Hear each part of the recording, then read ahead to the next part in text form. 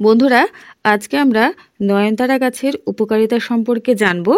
এই নয়নতারা গাছের বিভিন্ন অংশ আয়ুর্বেদ চিকিৎসাতে ব্যাপকভাবে প্রয়োগ করা হয়ে থাকে। এই গাছের পাতা, ফুল, মূল সব কিছুই কিন্তু ঔষধি গুণসম্পন্ন। বিভিন্ন প্রকার রোগ সারাতে ব্যবহার করা হয়ে থাকে। যাদের ডায়াবেটিস আছে তারা যদি নিয়মিত নয়নতারা গাছের পাতা খেতে পারেন অথবা ফুল খেতে পারেন তাহলে কিন্তু ডায়াবেটিস নিয়ন্ত্রণে থাকবে। এছাড়া এই গাছের পাতা এবং ফুল অ্যান্টি ক্যান্সার হিসেবেও কাজ করে থাকে।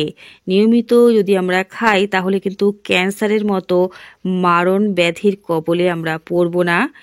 এছাড়া এটি রক্তচাপকেও নিয়ন্ত্রণ করে থাকে।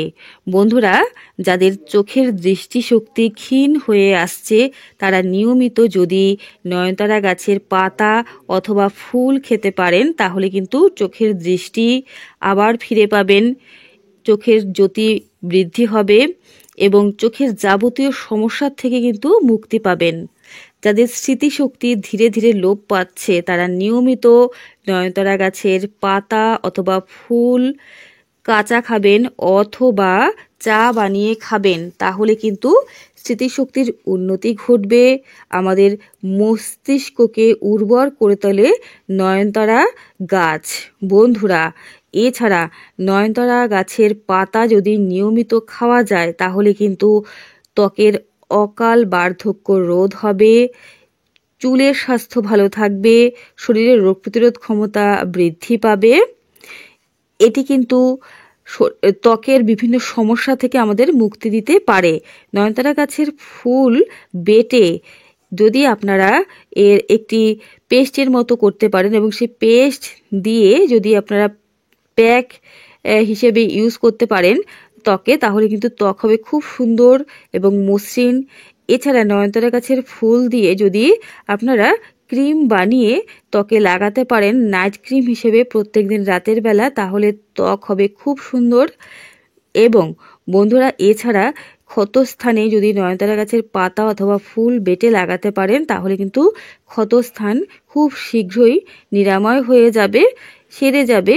বন্ধুরা, এছাড়া আপনারা কোনো স্থান কেটে গেলে যদি রক্তক্ষরণ হতে থাকে সেই স্থানে নয়নতারা গাছের পাতার রস দেবেন অথবা নয়নতারা গাছের ফুলের রস দেবেন, তাহলে কিন্তু রক্ত তৎক্ষণাৎ বন্ধ হয়ে যাবে এবং ক্ষতস্থানে কোনো রকম ইনফেকশন হবে না। বন্ধুরা, এছাড়া এই নয়নতারা গাছের পাতা ও ফুল বিভিন্ন প্রকার রোগের হাত থেকে আমাদেরকে রক্ষা করে থাকে। ঘন ঘন সর্দি কাশি জ্বর হবার সম্ভাবনা একেবারেই কমে যাবে যদি নিয়মিত আমরা এটি খাই, এবং আমাদের শরীরে কোনো প্রকার ব্যাকটেরিয়া জীবাণু বাসা বাঁধতেও পারবে না। তাই নিয়মিত এই নয়নতারা গাছের পাতা ও ফুল অবশ্যই আপনারা খাবেন।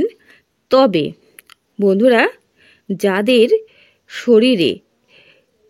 শরীরে গ্লুকোজের মাত্রা ভীষণ মাত্রায় কম আছে তারা কিন্তু এই নয়নতারা গাছের ফুল ও পাতা বা মূল খাবেন না, তাহলে কিন্তু গ্লুকোজ আরও কমে যাবে এবং অসুস্থ হয়ে পড়তে পারেন।